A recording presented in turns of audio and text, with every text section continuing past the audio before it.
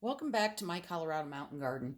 And what you're seeing in front of you is basil, and then this last one over here, this last row is my sage. I use the smaller peat pods this time because I'm growing for others. These are the little tiny ones, a little bit bigger than a quarter. Um, and the reason for that is because if I was just growing for myself, I would do the same thing I did with the cilantro and cover up the top with like saran wrap, cover up my solo cup. But since I'm growing for others, this is the easiest way for me to get a bunch of plants started. Now, basil seeds are very small. So after I hydrated the cells, and these are fully planted right now, um, with boiling water. While they were cooling, I was pulling back the sides with the skewer, and then I rough up the top just a little bit. The sage I roughed up a little bit more because it's a little bit bigger seed. And then I sifted through some of my regular seed starting mix, tried to get the big, huge pieces of perlite out, and just keep the smaller ones because basil's so tiny. Sometimes it has a hard time pushing through that big piece. So I tried to make it as fine as possible. So I planted my seeds. Then I put the seed starting mix on top and I lightly tapped down with my finger on top just to kind of hold the seeds so that they wouldn't move around. I also, when I got done planting everything, and I did wash my hands between each seed so that just in case something was sticking to my hand, I didn't want to, have different types of basil within these cells. So I just wanted to make sure that those little tiny seeds were all off my hand. And then I went to the next variety. After everything was in, I had the extra seed starting mix on top. Then I used my spray bottle, which is a very fine spray mist, to spray over the tops. This will go in my grow room, and just because the shelf that they're going to be on has plants on it, it'll have a light on, but it doesn't need it until they start popping through. But it does, I do have the light on, and they're going to go on the heat mat, and they will be covered. These seeds are very close to the surface, so it's very important that you keep that humidity up and you keep that top soil moist, but you don't want it saturated. So these domes help tremendously with that because as that soil warms up, it also does like almost like a little rainstorm on top. So I'll even come by and tap the top and let it fall down in.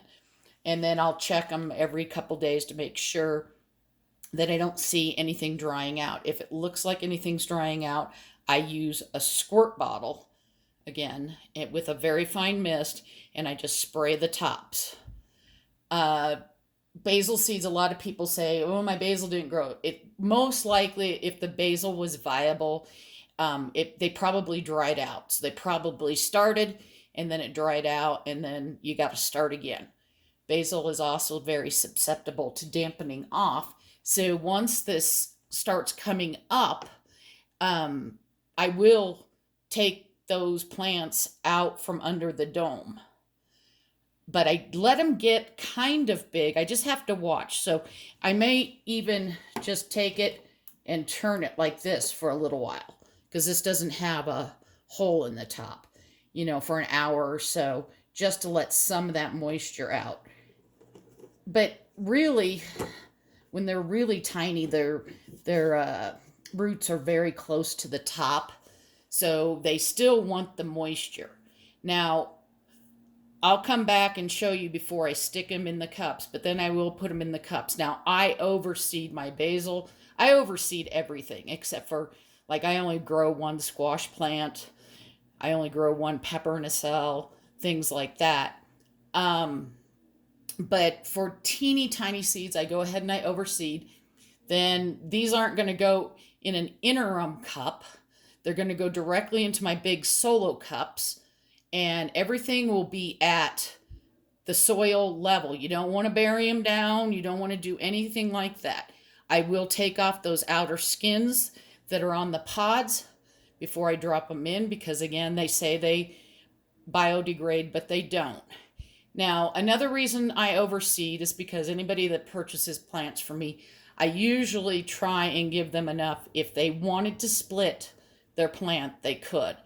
And I don't plant one stalk of basil at a time. I plant them in a pot and I spread them out with it within the pot, so that as they grow, if they're out in my hoop house, which is where most of my herbs are, if the wind comes up, because I've got air vents down below that open up so that wind can whip across, that'll help support each other.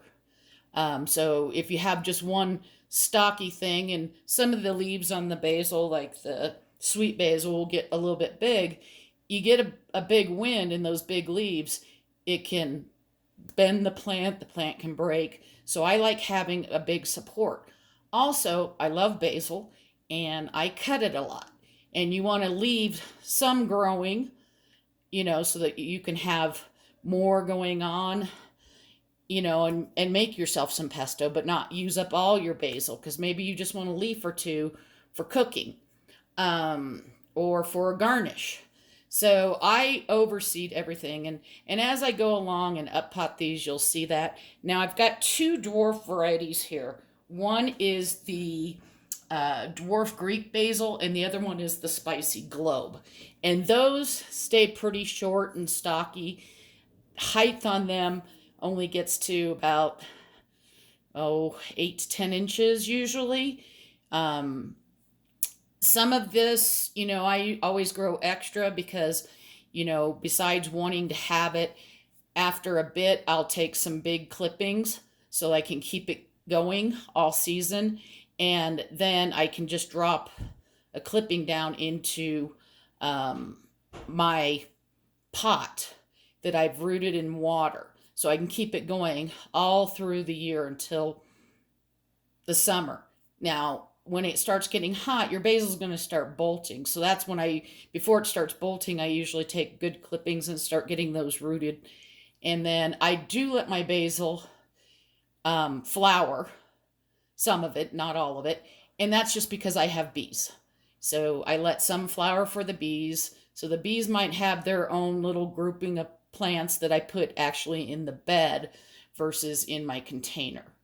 I hope all this makes sense, and I hope it will more as I start up potting these and you see how I do it, and I show you how I trim the basil and everything like that.